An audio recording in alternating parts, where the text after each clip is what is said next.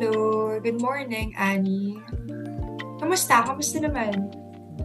Morning po. Hindi po talaga okay.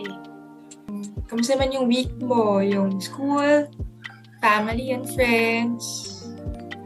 Hindi ko na po alam kung anong nangyayari sa buhay ko. Parang paulit-ulit na lang na puro kalungkutan. Parang wala nang meaning yung buhay ko. Ano ba talaga yung purpose ko? Na-question ko na yung existence ko, yung meaning ng buhay. Kasi parang wala eh. Parang wala namang saysay lahat. Parang, oo, ginagawa ko yun, pero anong patutunguhan? Parang paulit-ulit naman na nangyayari yung hindi dapat mangyari. Ang hirap lang isipin na parang ganito na ata yung buong buhay ko.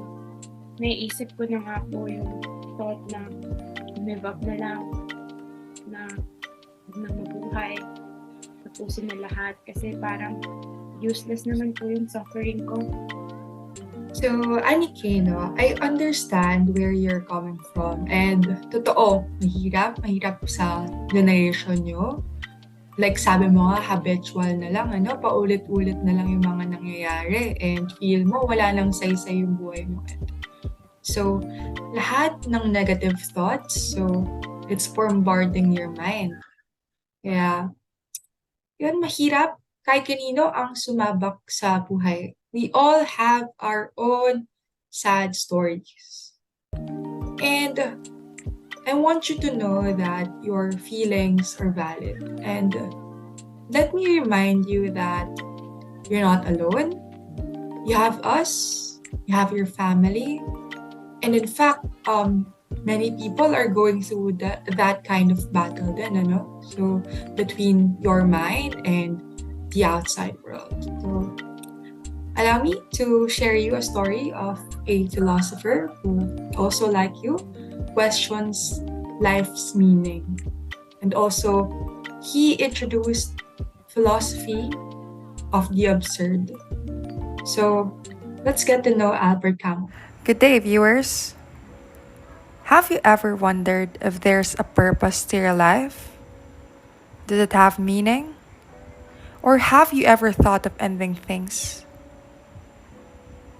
In this video, we'll be summarizing and analyzing the myth of Sisyphus. Here we have Erica De Taro, Annie K. Gonzalez, and Yanika Pinlac, who will be reporting on this essay. The flow of the discussion would be as follows. First up, the author, the definition of the absurd, the philosophy of the absurd, the summary of the myth, the subtopics which are absurdity and suicide, absurd walls, philosophical suicide, absurd freedom, and then lastly, our conclusion. So let's get right into the video. So first up, let's get to know the man behind our lesson for this day, Albert Camus.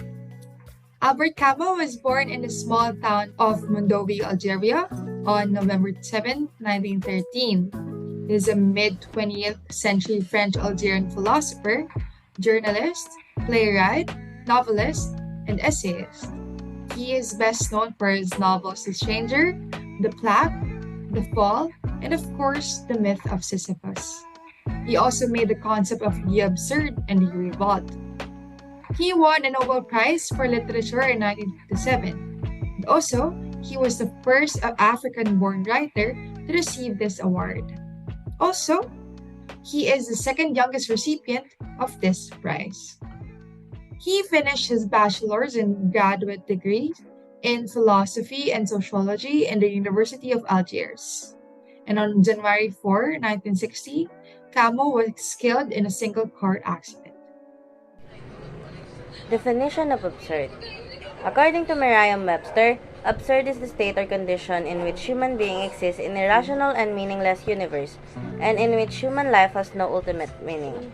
Later on, it will be discussed kung bakit isa itong conflict between human and the universe. Now that we have tackled and discussed the definition of the term absurd, we will now dig deeper on its purpose. Life is inherently devoid of meaning and consequently absurd. And if that's the case, humans will be compelled to constantly wonder about suicide. Albert Camus introduced his philosophy of the absurd that was somewhat influenced by philosophers such as Kierkegaard and Nietzsche. He stated that life is inherently does not have any meaning, therefore, it is not worth living. In his philosophical works, Camus introduced the philosophical concept of absurdity and further stated that life is absurd or unreasonable. And if that is the case, this will leave us with no option but to either take a leap of faith or constantly ponder about the thoughts of suicide. This discusses the conflicts between what we want from the universe versus what we actually find in the universe. Humans will nevertheless forever search for its meaning regardless of what we never discover. So, to further understand the philosophical essay and philosophy of Albert Camus, let us now proceed to the summary of the story wherein he compares the absurdity of a man's life. That is the legend or myth of Sisyphus. Sisyphus is a figure of Greek mythology who was punished to repeat a meaningless or futile task of pushing a rock up a mountain, and only to see it roll down back again. To know more about this story, allow me to summarize it for you. In the ancient city of Corinth lived a man who deceived the gods, the Greek gods. So Sisyphus was known to be a very cunning and mischievous man. He witnessed Zeus, who is the god of thunder and lightning, kidnapping Aegina, who was the daughter of Asiphus.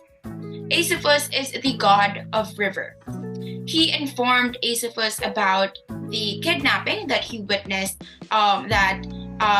Zeus, and in exchange for that information, he requested a spring of water from the god of the river, which is Asiphus. Asiphus agreed with this request, but later on, Zeus and the other gods were enraged and got really angry. So the spirit of death, which is Thanatos, came to fetch Sisyphus by the order of Zeus or the other gods, but he got tricked, or the spirit of death got tricked and was enchained by Sisyphus. So Thanatos became a prisoner of Sisyphus and no one died anymore. Ares, who is the god of war, helped and freed Thanatos and looked for Sisyphus. During that same time where Ares helped Thanatos, Sisyphus told his wife to not hold any burial rites when he dies. So when Sisyphus finally reached the underworld, ironically, there he told and persuaded Hades, who is the god of the underworld, to let him return to Earth to get revenge because of the thought that his wife didn't respected his death and didn't hold burial rites for him. And later on, Sisyphus was granted permission by Hades. When he came back to Earth, he refused to return to the underworld and later on received an eternal futile punishment, which is to push a heavy rock up to a mountain only to see it roll back down again. Camus, in his philosophical essay, The Myth of Sisyphus, compared Sisyphus, or the legend of Sisyphus, to the working men of today. The factory workers who do the same tasks every single day or who repeats a habitual tasks and consider that this faith is no less absurd. It is tragic during the moments when you become conscious of it. Albert Camus' philosophical essay, The Myth of Sisyphus, is organized into 4 chapters, namely An Absurd Reasoning, The Absurd Man, The Absurd Creation, and finally, The Myth of Sisyphus. Today, we will only focus on the first and last chapters, which are An Absurd Reasoning and The Myth of Sisyphus, which I summarized earlier. This will then be further discussed by Yanni during the latter part of our presentation. So the first chapter introduced subtopics or sub-themes that are very crucial in the entirety of the philosophical essay. We will discuss it and dissect it one by one. The first subtopic is absurdity and suicide. Physical suicide or suicide has been a serious philosophical problem because it opens the path and discussion of life being worthy of living or not. This is actually a fundamental question in philosophy. The topic of whether life is worth living or not was explored by Camus. He stated that the meaning of life is the most urgent of questions, and so, how should we answer it? He considered the relationship between individual thoughts and physical suicide in his essay. There are many causes of suicide, and yet they're almost always unverifiable. It is very much difficult to know the actual turning point or actual moment when a person decides to end his or her life. In a sense, Camus said that killing yourself is actually like confessing that life is already too much for you and that you don't understand it anymore. Suicide or physical suicide implies that you have recognized and realized the ridiculous character of habits, the absence of reason to live, and the uselessness of suffering. Camus then questioned if this realization that life being meaningless or unreasonable requires us to have suicide as the only solution. He described the absurd conditions, and he further argued that the world nor humans themselves are not the ones who are actually absurd. In fact, absurdity arises when the humans' need to understand meets the unreasonableness of the world. This only implies that the universe is a chaotic and irrational place itself, and no matter how hard we try to search for the meaning of it, we will never derive a meaning from it. At any street corner, the feeling of absurdity can strike any man in the face. So asking why about mundane occurrences and this is the seed from which the concept of absurdity grows. We gain consciousness of how life is so habitual only, and this weariness gives us the feeling of the absurd. The consciousness of absurdism results in either suicide or recovery to life. Now, this varies from person to person. He admits that he stands at a certain point on a curve that he acknowledges having to travel to its end. So when a person actually realizes that they belong and move through time and they're bound to travel on a track that has an endpoint and they cannot move backward to slow down that track, this makes him realize that he or she will eventually have to face death and that they become afraid and anxious of the idea.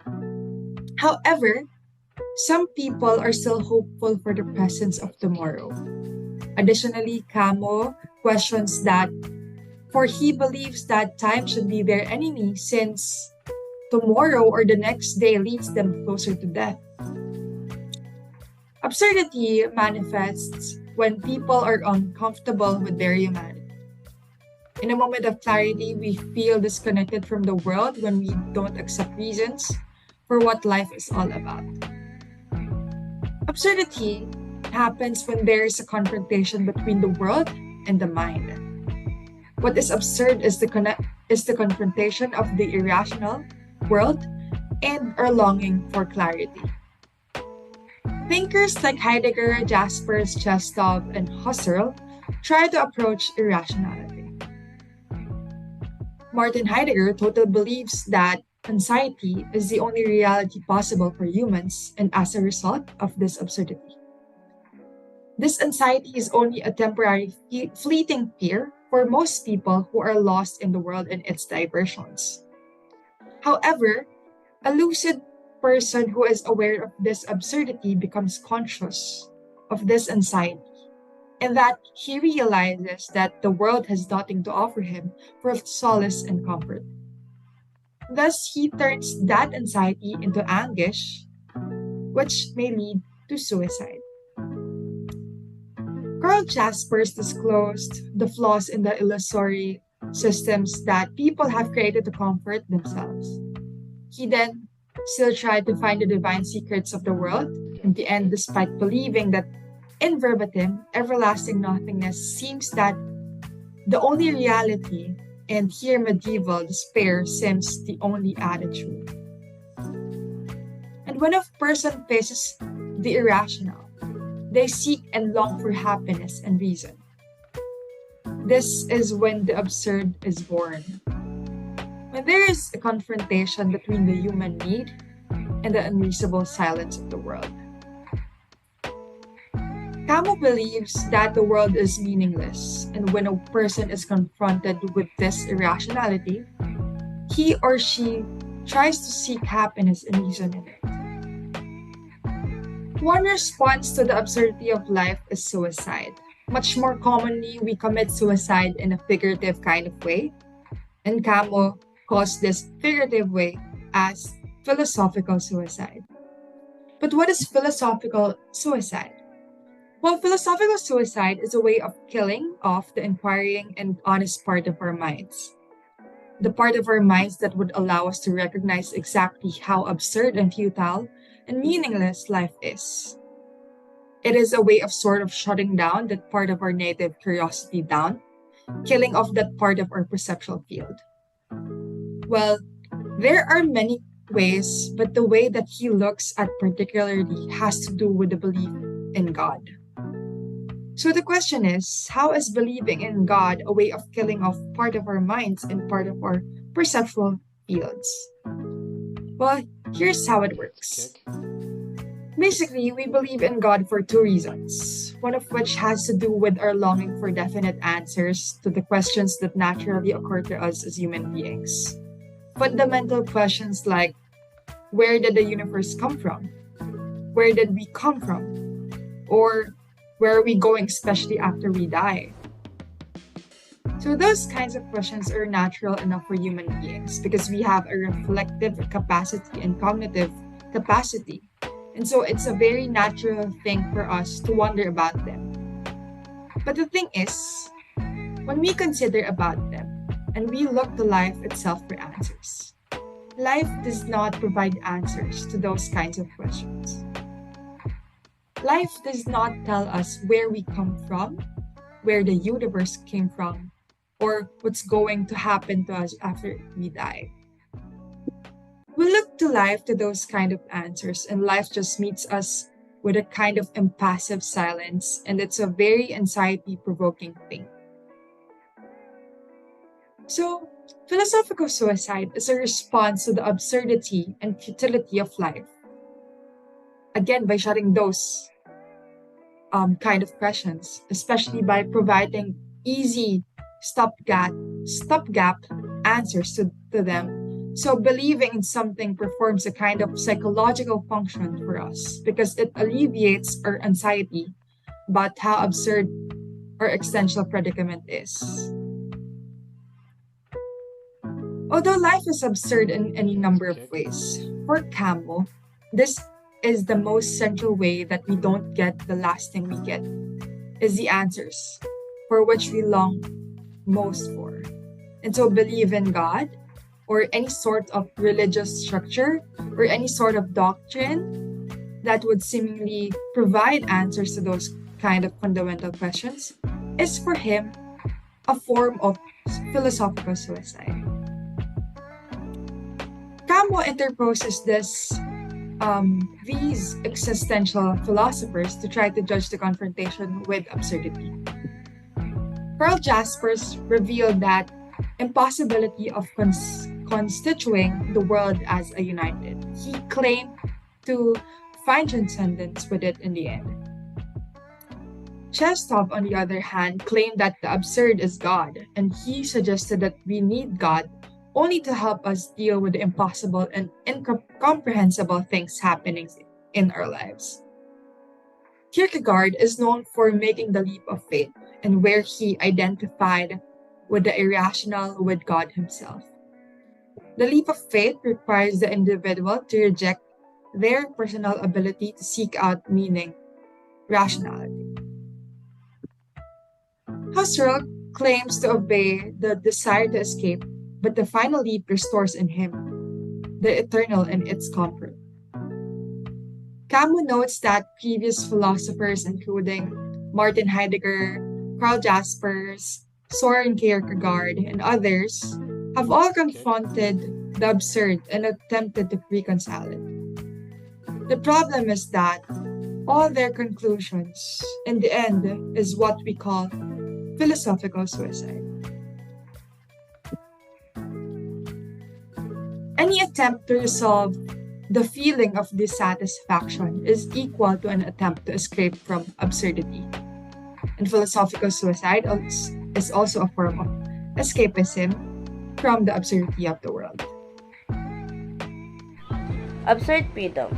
Camus said that what I know, what is certain, what I cannot deny, and what I cannot reject are the only thing that counts. Camus reiterates that there are only two certainties in life: my appetite for the absolute and for unity, and the impossibility of reducing this world to a rational and reasonable principle. Next one, living with absurd means embracing it fully, not escaping it.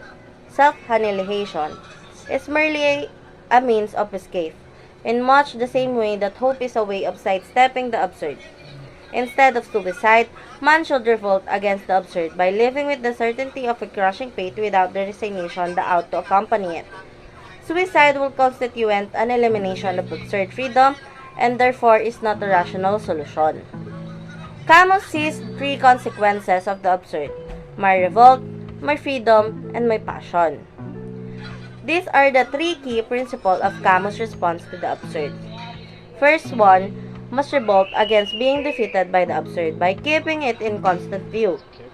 This defiance in light of certain failure is precisely why Camus bases his thinking on the Sisyphus myth. Secondly, people must achieve freedom from the false illusion that they used to give their lives meaning, an earthly freedom.